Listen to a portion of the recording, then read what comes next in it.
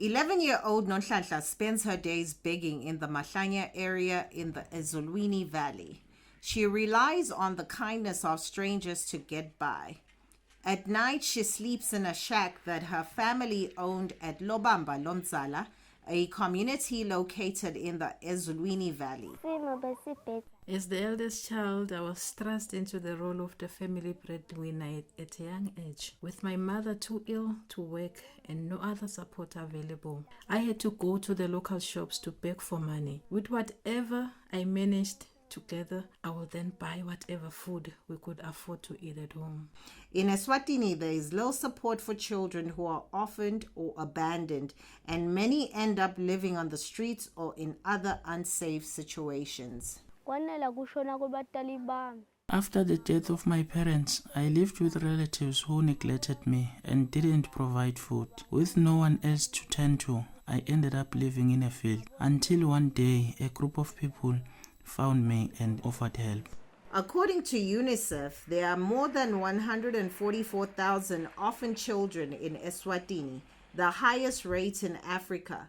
Many of these children are forced to live on the streets where they face a number of dangers. But for some of these children, there is a glimmer of hope in the form of a local community center called the Moya Center.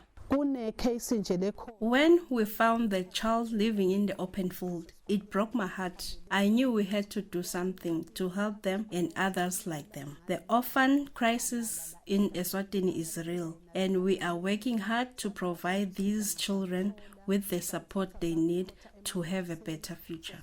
All Out Africa is another organization in the front line. It has 8 centers throughout the kingdom and provides clothing, books, and other essentials. We have a huge crisis, and it's something which has been part of our past couple of decades, where HIV, AIDS, and the pandemic and the associated deaths that have come from that have resulted in many children being orphaned and left vulnerable.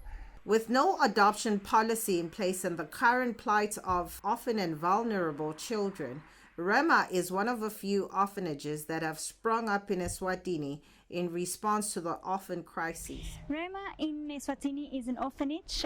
It started in 2001. We have over 30 children right now, and each day we face challenges with food to feed them, but thanks God that we do get donations. It's not much, but the little that we have, it's good to feed them. However, despite these efforts, many orphans and vulnerable children in the country still lacked necessary support due to limited resources.